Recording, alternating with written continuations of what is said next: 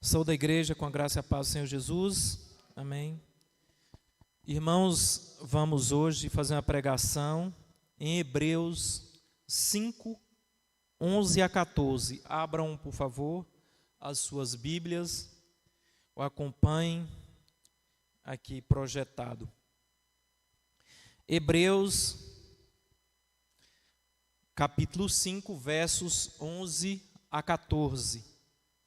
E o tema da nossa reflexão de hoje é sobre vida espiritual, da infância à maturidade. Então nós teremos um texto base, conforme será lido, e usaremos também outras passagens para a nossa pregação. Então vamos à leitura. A esse respeito, temos muitas coisas que dizer e difíceis de explicar, porquanto vos tendes tornado tardios em ouvir. Pois, com efeito, quando devis ser mestres, atendendo ao tempo decorrido, tendes novamente necessidade de alguém que vos ensine de novo quais são os princípios elementares dos oráculos de Deus. Assim, vos tornastes como necessitados de leite e não de alimento sólido. Ora, todo aquele que se alimenta de leite é inexperiente na palavra da justiça, porque é criança.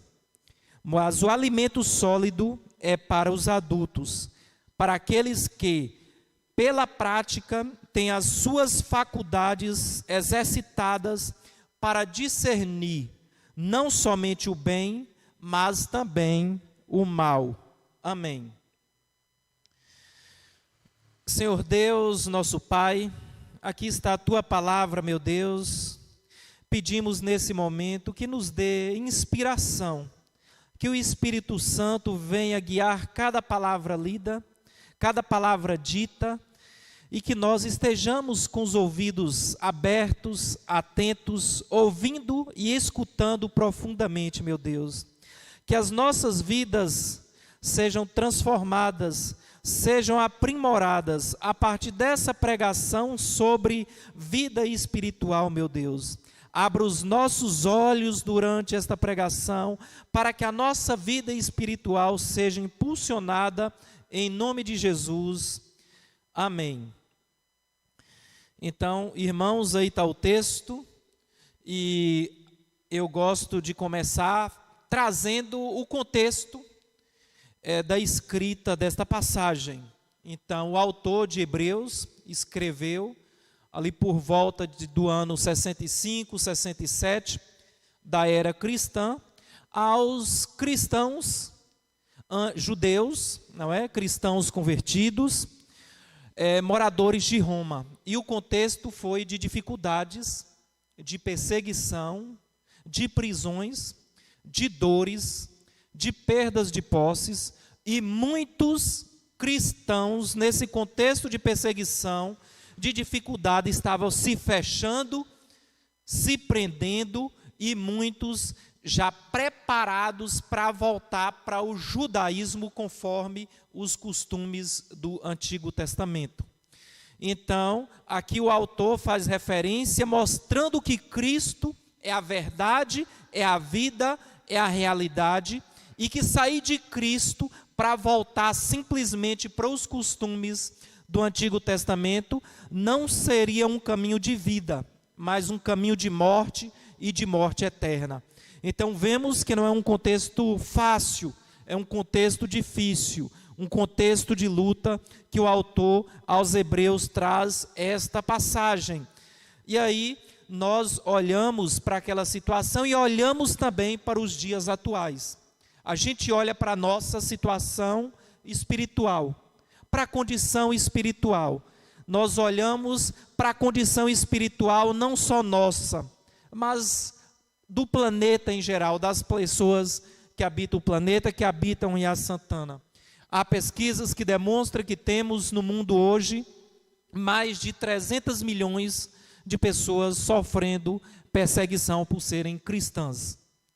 Nós sofremos uma perseguição muito forte, silenciosa, que corrói, que fere o cristianismo, que é a perseguição ideológica.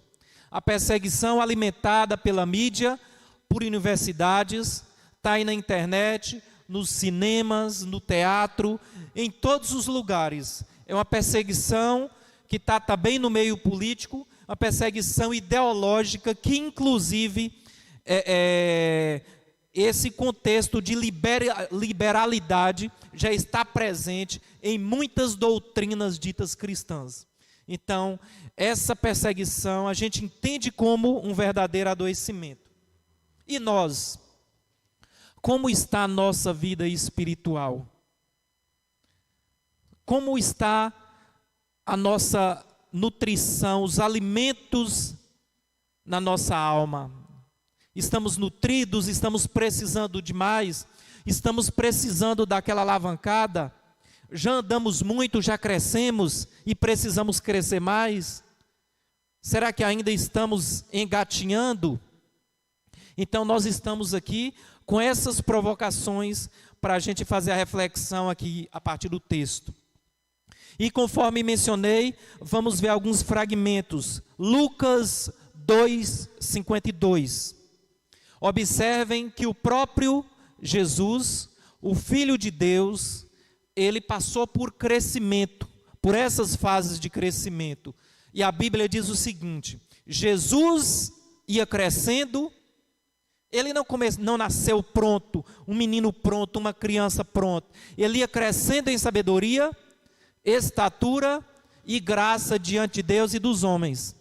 Lucas escreveu esta passagem a partir vamos dizer assim, daquele contexto em que Jesus ficou discutindo com os doutores da lei com apenas 12 anos de idade.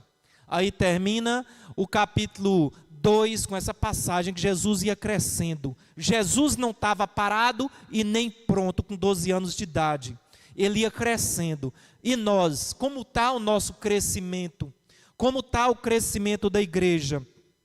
Outro dia o pastor Durval me passou uma estatística, a gente conversando aqui na frente, que boa parte das pessoas que começam a frequentar uma igreja nova, após 2 anos já saiu e o público é outro. Uma estatística até certo ponto preocupante. Nós precisamos estar firmes, nós precisamos estar cada vez mais agarrados. Nós não estamos vindo do mundo, nós já estávamos em outra igreja, mas nós precisamos refletir de maneira profunda nesta noite sobre vida espiritual, da infância à maturidade. E aqui nós veremos que o nosso crescimento, ele ocorre em etapas. Precisamos identificar a etapa, precisamos ter esta clareza, o que precisamos fazer para gerir a nossa vida cristã, e também precisamos enxergar isso de maneira clara para recebermos novos irmãos, novas pessoas convertidas e lidar com essas pessoas de maneira bíblica. A maneira de você lidar com uma criança na fé não é a mesma maneira, talvez, em algumas circunstâncias, de lidar com a pessoa madura na fé. Então nós precisamos ter esse conhecimento, ter esse cuidado. E aí a gente recorre a uma passagem de 1 Coríntios, Paulo escreve, aqui em 1 Coríntios 3:12, vamos aguardar projetar, para facilitar, em um contexto de dissensões, de conflitos, com pessoas recém-convertidas, sem compreensão da palavra. E aí a gente já percebe, a partir desse texto que será lido, que a primeira etapa da vida cristã, após a regeneração, é aquela etapa como menino na fé, como criança, como bebê. E aqui Paulo fala disso, o autor aos Hebreus fala disso, passou o nome aqui, outras passagens, nós temos outras passagens em outros livros que falam disso aqui também, sobre essas etapas. E aí vamos. 1 Coríntios 3, 1 e 2. E eu, irmãos, 1 Coríntios 3, 1 e 2. Ok? Irmãos, não pude falar a vocês como a espirituais. Irmãos, pessoas já convertidas, mas não falou como a espirituais. Se não falou como a espirituais, como a carnais. Imagina o nível desses irmãos de Corinto. Mas como a carnais, como a crianças em Cristo. Dei a vocês leite, e não alimento sólido, pois vocês não estavam em condições de recebê-lo. De fato, vocês ainda não estão em condições. Olha que passagem. Primeiro, a gente tem a alegria de dizer que quem está nessa etapa aí, já saiu do mundo, já foi regenerado, precisa de cuidados, está na casa de Deus. E aí há um grande problema. Quantas pessoas que nem crianças em Cristo são, e quando alguém pergunta quem é filho de Deus, diz eu sou. E são enganadas por falsas doutrinas, são enganadas por ensinamentos falsos. Quantas e quantas pessoas enganadas. E aqui ele faz referência a pessoas que já começaram a andar na fé. Nesse contexto aqui havia muitas dissensões, conflitos. Uns queriam seguir Paulo, outros queriam seguir Apolo. Qual é o ensino certo? Qual é o ensino mais adequado? Observa bem que eles estavam interpretando de maneira equivocada a Bíblia e, de certa forma, criando doutrinas novas. E aí Paulo chega e mostra a eles, no contexto aí da epístola, que o cabeça da igreja, o dono da igreja é Jesus Cristo. E que a situação deles era uma situação muito delicada. E aí a gente pensa o seguinte, essas pessoas têm um baixo discernimento, pessoas levadas por ventos de doutrinas. E aí eu pergunto, quantas pessoas no meio evangélico, quantas pessoas em outras igrejas ditas cristãs, que têm um discernimento baixíssimo. Às vezes a gente quer levar uma palavra a uma pessoa que não tem os conhecimentos elementares do cristianismo, e muitas vezes a pessoa quer demonstrar que sabe mais do que a gente. Quanta prepotência, quanta cegueira, quanta dificuldade. Então aqui uma capacidade de discernimento muito baixo. Isso existia e hoje está muito difícil. Assim, está muito sensível. E a gente percebe que as pessoas que estão engatinhando na fé vivem conflitos espirituais, e muitas vezes essas pessoas ficam em cima do muro, não sabem se vêm para a igreja, se não vêm, ficam muito sensíveis e precisando de apoio. Os meninos em Cristo precisam de apoio. Nós precisamos entender que essas pessoas precisam ser acompanhadas, precisam ser orientadas. Essas pessoas não estão ainda preparadas para receber um alimento mais duro, para ter um confrontamento talvez mais forte da doutrina, mas que precisa haver um trabalho cuidadoso até para que essas pessoas não abandonem a fé. Precisa ter uma orientação de perto, porque hoje são muitas doutrinas falsas, muitas doutrinas que a princípio parece falar de Jesus Cristo, mas que o nega em princípios essenciais. E uma característica de criança, nós estamos falando de criança. Criança chora muito, chora de desespero, chora porque é fraca. Nós veremos daqui a pouco, no decorrer da pregação, que podemos falar de um outro choro, de um outro posicionamento do homem e da mulher madura em Cristo.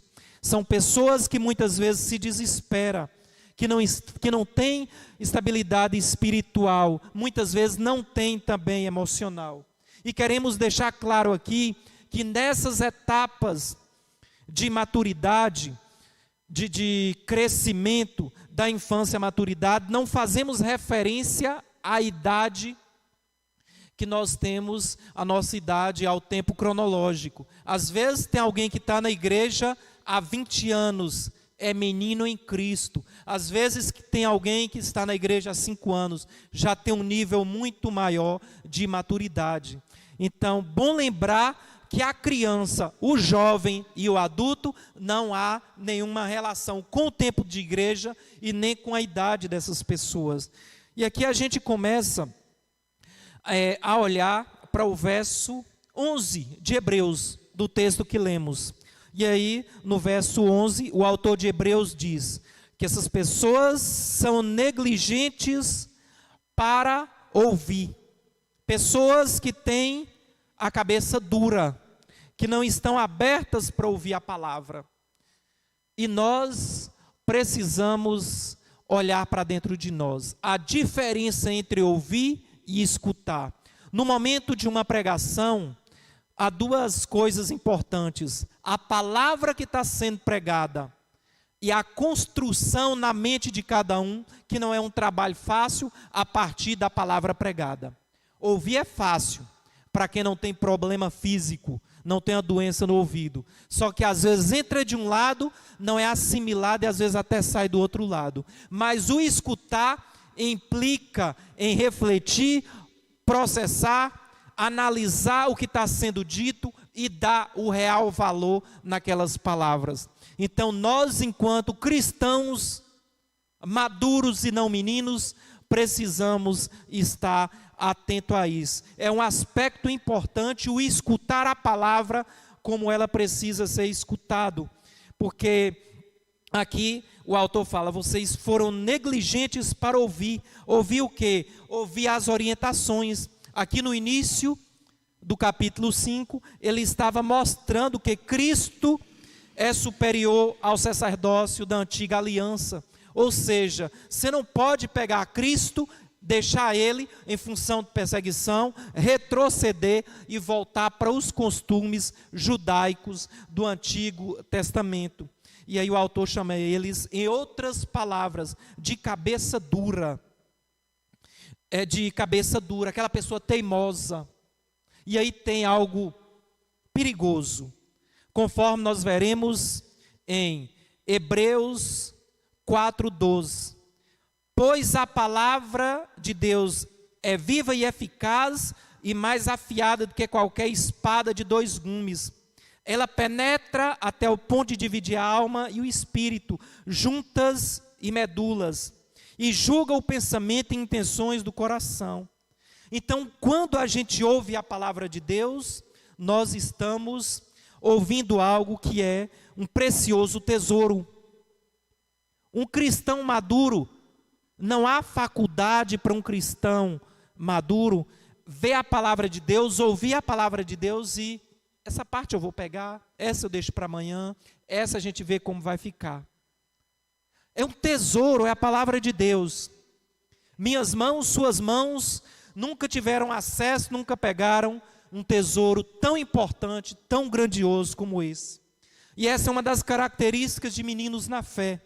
Meninos na fé, olha, vê a palavra, pega um pouquinho mais balançado. Isso aqui, será que realmente é a palavra ou tem a palavra? Eu concordo com essa parte, mas não concordo com essa parte. Olha que sensível essa relação. E aqui nós continuamos observando agora o verso 12.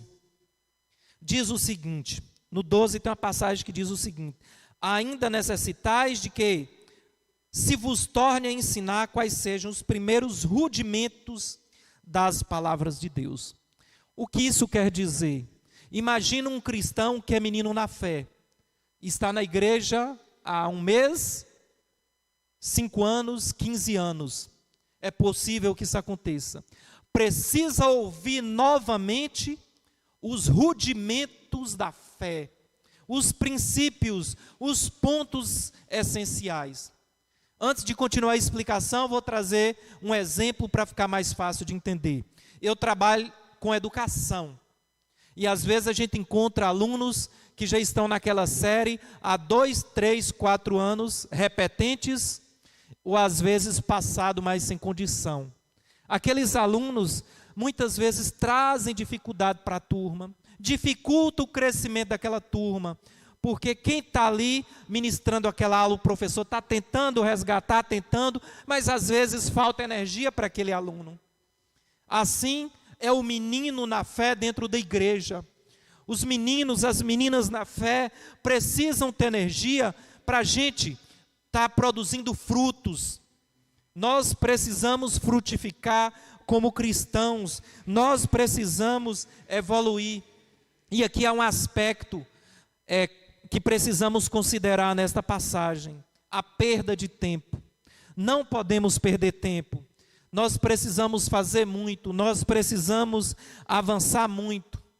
Mas algumas pessoas preferem continuar tomando o leitinho. Leite é bom, mas quem experimenta a carne, como a própria Bíblia fala, e eu vou além, quem experimenta o churrasco, o pudim, sabe que são bem mais saborosos do que o leite. Quem experimenta uma vida íntima com Deus, sabe que é muito melhor do que apenas desfrutar de uma regeneração. Nós precisamos estar dispostos a crescer, nós precisamos estar dispostos a viver em santidade. Deus não gosta de pessoas de igreja fria. E nós acreditamos que após essa pregação, nós precisamos fazer mais, com mais oração. Nós precisamos já tomar algumas decisões para avançarmos. E eu olho para dentro de mim, eu sei que eu preciso muito dessa palavra. Outro dia eu estava conversando com um amigo e falando com ele que às vezes, com o irmão, que às vezes a pregação que vem no coração da gente, que a gente prega, parece que às vezes a gente está pregando para a gente. E eu quero me aproveitar do aprendizado desta palavra que está sendo dita. Todos nós estamos em um nível que precisamos melhorar. Se crianças, se jovens, se maduros, precisamos gerar mais frutos. E aqui a gente novamente recorre à primeira epístola de Paulo aos Coríntios, 1 Coríntios 13, 11. 1 Coríntios 13, 11. Paulo diz o seguinte: quando eu era menino, falava como menino. O que é falar com menino? Qual é o vocabulário de um menino? Quantas palavras profanas, vocabulário inadequado. Pensava como menino. Às vezes aquela instabilidade de pensamento, aquele pensamento amarrado nas coisas desse mundo, e raciocinava como menino. Esse era o pensamento de Paulo quando era menino. Quando me tornei homem, ele quer dizer, quando me tornei maduro na fé, deixei para trás as coisas de menino. Irmãos, será que todos nós já deixamos para trás as coisas de menino ou ainda andamos agarrados com algumas coisas? Precisamos olhar para toda a nossa igreja. A nossa igreja é uma igreja madura ou ainda há irmãos que mesmo não estando aqui hoje, ainda precisa de apoio? Porque menino precisa ser acompanhado, precisa ser orientado, precisa ser cuidado. Se você deixa uma criança só, muitas vezes ela faz besteira. E uma das coisas erradas que faz é colocar coisas inadequadas na boca. Quantas pessoas no nosso meio evangélico estão colocando coisas erradas? Estão ingerindo, consumindo doutrinas inadequadas, doutrinas imundas, falsos ensinamentos. A internet está entupida de ensinamentos, às vezes certo e às vezes errado. E aí precisa ter esse cuidado. E aí uma provocação a essa altura: como deixar para trás as coisas de menino? Eu sei que precisamos deixar. Se nós estamos aqui, se Deus nos trouxe, é para a gente entender essa reflexão. Ou para nós, ou para outros irmãos. Como deixar para trás as coisas de menino? Não temos uma resposta única, mas podemos dizer que deixar as coisas de menino para trás implica em decisão, coragem e dói. Deixar as coisas de menino para trás dói. Quando a gente vai crescendo, a gente vai assumindo mais responsabilidade, aí vem as dores, vem os desafios, vem as agonias. Mas nós precisamos fazer isso. Nós temos vários e vários exemplos de que precisamos passar por isso. E aqui nós sabemos que os irmãos já passaram por várias etapas de dor para crescer. No contexto espiritual, é preciso isso. É preciso fé, entrega total, para deixar para trás as coisas de menino. Outra vez eu vi um grande pregador falando que na igreja dele teve uma pessoa convertida, um recém-convertido, e perguntou a ele: ei pastor, todo preocupado, do dinheiro que eu ganhar agora, 10% é para a igreja? Aí ele respondeu: 10% é para a igreja não, do que você ganhar agora, 100% é para Jesus. Ou seja, não é para dar aquele dinheiro toda a igreja, não foi isso que o pastor disse, mas tudo que você fizer para a honra e glória do nome dele. Você não pode pegar R$1 do seu dinheiro e usar de maneira ilícita. Então tudo é para a honra e glória dele. Nós precisamos ter entusiasmo, nós precisamos acreditar, nós precisamos ter sede pela palavra, nós precisamos exercitar a paciência, entre outras situações. E aí Paulo avança, faz a gente olhar para frente, quando eu era menino, mas agora não é mais menino. E a próxima etapa é a da juventude. É a da juventude. É uma etapa que a gente percebe muitas pessoas ou entrando ou saindo da juventude, porque ela é uma etapa intermediária, ou propriamente na juventude espiritual. E aí nós vamos fazer a leitura em 1 João 2,14. Aqui João está escrevendo aos irmãos para falar da necessidade de separação do mundo. Também de Roma, os irmãos para sair, vivendo um contexto difícil, uma cidade que tinha problemas também, além de perseguição, mas problemas de imoralidade. Se hoje temos problemas, naquela época já tinha. Ele começa: filhinhos, eu escrevi a vocês porque conhecemos o Pai. 2,14, não é? 1 João 2,14. Eu escrevi a vocês porque conhecem o Pai. Pais, eu escrevi a vocês porque conhecem aqueles que é desde o princípio. Jovens, está aí os jovens. Jovens na fé.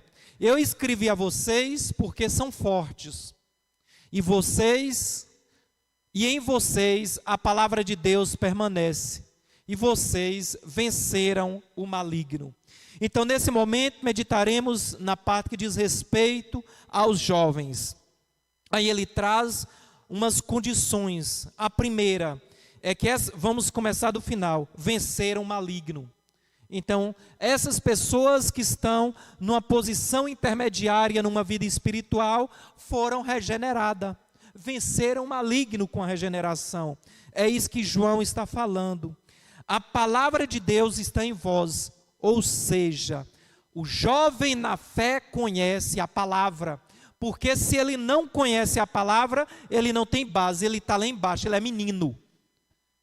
O jovem conhece a palavra, mas a Bíblia não diz que o jovem coloca a palavra em prática, que não está exercitando a palavra que aprendeu, porque só os fortes. O jovem, ele tem força, ele tem poder. Talvez aqui João estivesse fazendo referência, não uma força espiritual, talvez até uma força física da própria juventude. Mas os jovens na fé têm muito potencial, podem fazer muitas coisas, mas ainda não adquiriram o grau de maturidade. E para ficar mais claro, aqui no contexto bíblico, a juventude espiritual, vamos pegar o exemplo de Jonas, profeta Jonas. Um homem convertido, um profeta, tinha conhecimento das escrituras, um homem usado por Deus, mas Deus chega e fala a Jonas: eu quero que você vá para Nínive, na Síria, que hoje é a região chamada Síria. Só que Jonas pensou, eu ir para lá com a missão árdua que Deus está me dando, de dizer que em 40 dias aquele povo será destruído, vai ser difícil para mim, não vai ser fácil. Jonas tinha conhecimento, mas ele começou a brigar contra a vontade de Deus. Jonas não era maduro na fé. Jonas foi para onde? Ele foi para Tarsis. E aí os irmãos conhecem a história de Jonas no ventre do peixe. Aí Deus fez prevalecer a vontade dele, que é perfeita, e levou Jonas para Nínive. E ele pregou e levou a palavra. A pregação foi direta. Vocês serão destruídos em 40 dias pelos pecados, pelas iniquidades de vocês. Só que aquele povo orou, suplicou, pediu misericórdia a Deus, e Deus ouviu. Deus mudou de opinião e deu livramento àquele povo. Glória a Deus. Só que o que Jonas queria? Queria o cumprimento da promessa. Queria que Deus destruísse aquele povo. Jonas era conhecedor da palavra, mas não era um homem piedoso. O amor dele no coração para com o irmão não existia.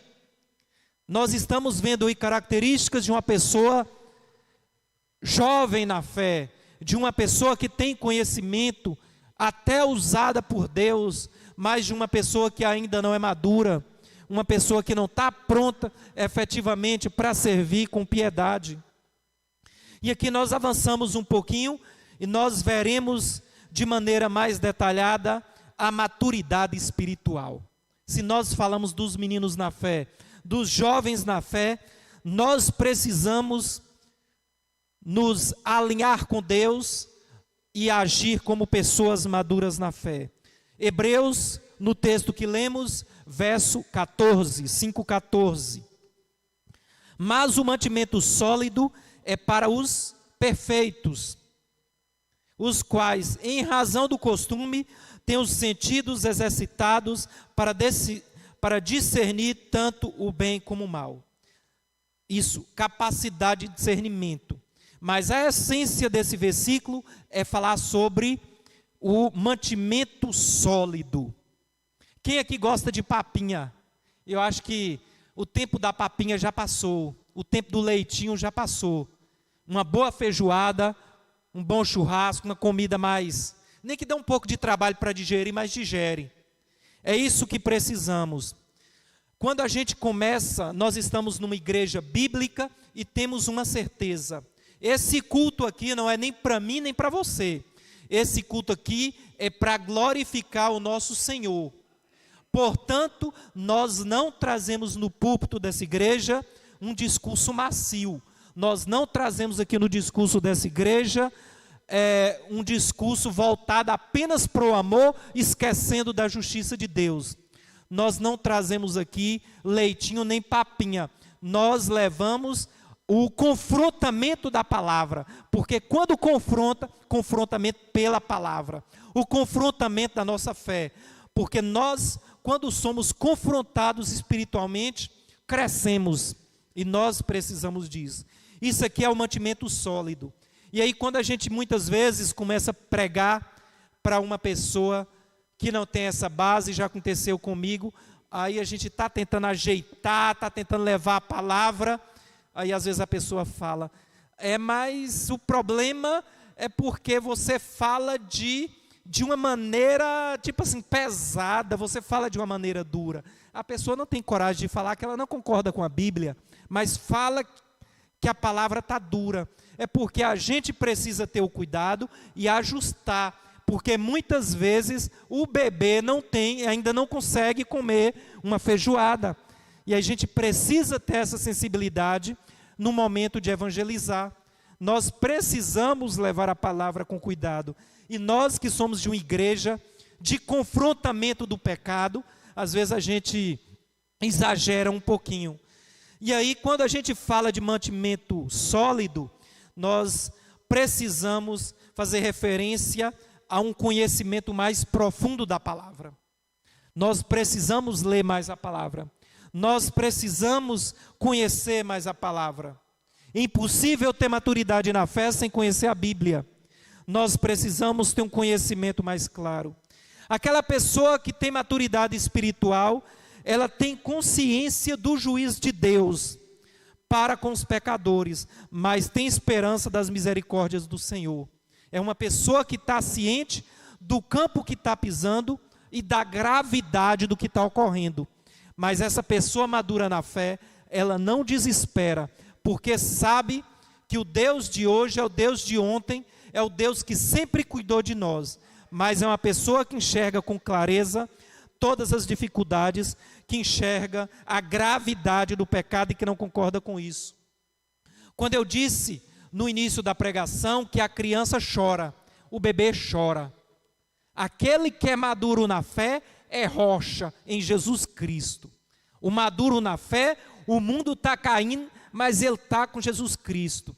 No momento da dificuldade, conforme o Salmo 77, que foi pregado aqui na semana anterior, no momento de dificuldade, não se fecha, não se tranca, vá para o combate, para a oração, passando o problema para Deus, suplicando, jejuando, orando, com muitas dificuldades, porque compreende verdadeiramente o sentido da vida. Um outro aspecto da maturidade espiritual, aqui João, em uma passagem, chama de pais. Quem é maduro espiritualmente gera filhos, pais têm filhos. Se nós somos maduros na fé, nós precisamos gerar filhos na fé. Precisamos fazer com que pessoas do mundo sejam convertidas a partir do nosso trabalho e inspirado pelo Espírito Santo. Precisamos levar a palavra, precisamos levar o exemplo, precisamos gerar frutos em nome de Jesus. Um outro aspecto aqui da maturidade espiritual a gente encontra na segunda epístola de Pedro 3,18. Antes, não precisa nem projetar, antes crescei na graça. Aí vai falar na graça e no conhecimento, mas já falamos do conhecimento. Uma pergunta aos irmãos: o que é graça? Já sabemos. É um dom, é um presente merecido de Deus a nós. E ela vem de diversas formas. Mas aí eu pergunto à igreja: o que é crescimento na graça? O que é crescimento na graça? Eu meditei nesta passagem. Vocês estão crescendo na graça? Nós, enquanto igreja, estamos crescendo na graça? Então vamos observar bem. A graça é tudo que Deus nos dá sem merecer. A sabedoria, a paz no coração, a fé, a alegria. A graça é a certeza de uma salvação. O amor que Deus nos dá, o amor que Ele tem para conosco, as misericórdias são graças. E o que é viver na graça?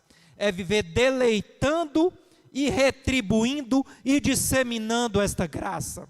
Viver na graça como pessoa madura na fé é: se Deus nos amou tanto, preciso também amar a Deus. Isso é viver na graça.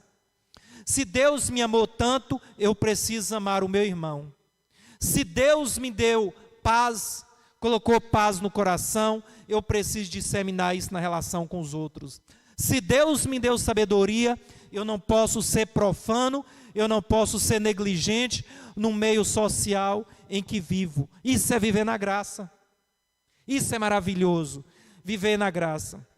Um outro aspecto de maturidade espiritual é ter intimidade, mais amor, não abusar, inclusive, da graça. Nós não podemos abusar da graça.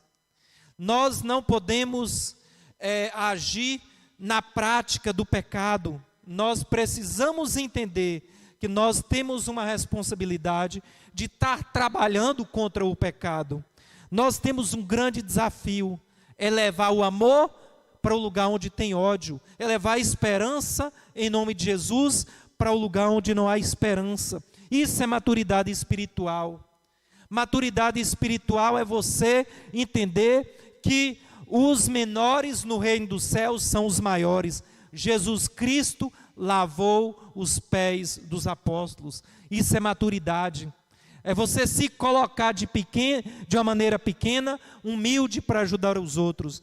Porque no reino de Deus muitas coisas parecem invertidas.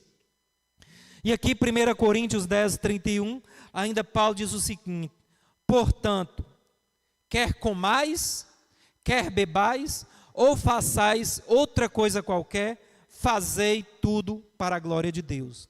Uma pessoa que tem maturidade espiritual faz tudo para Deus. Tudo é para Deus. Primeiro, se você por exemplo, um professor, você não é um professor cristão, você é um cristão professor.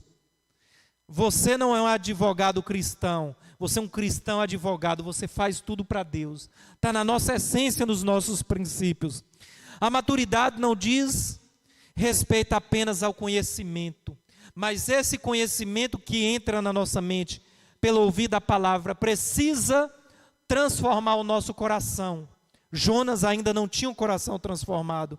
E essa transformação do coração em piedade, em sensibilidade, tem de se externar pelas nossas mãos, com ajuda ao próximo, com ações no dia a dia que expressam o verdadeiro amor de Deus. A dependência de Deus. Um cristão maduro, ele é mais dependente. Na nossa vida, na nossa sociedade, quando a pessoa vai crescendo, ela vai ficando independente. No reino de Deus é o contrário. E quanto mais você cresce, mais amadurece, mais você se torna dependente de Deus, porque você conhece mais a Deus. E a criança conhece muito pouco a Deus. Ela se torna uma pessoa mais piedosa, mais amorosa. E aqui, para finalizar, já estamos concluindo essa pregação.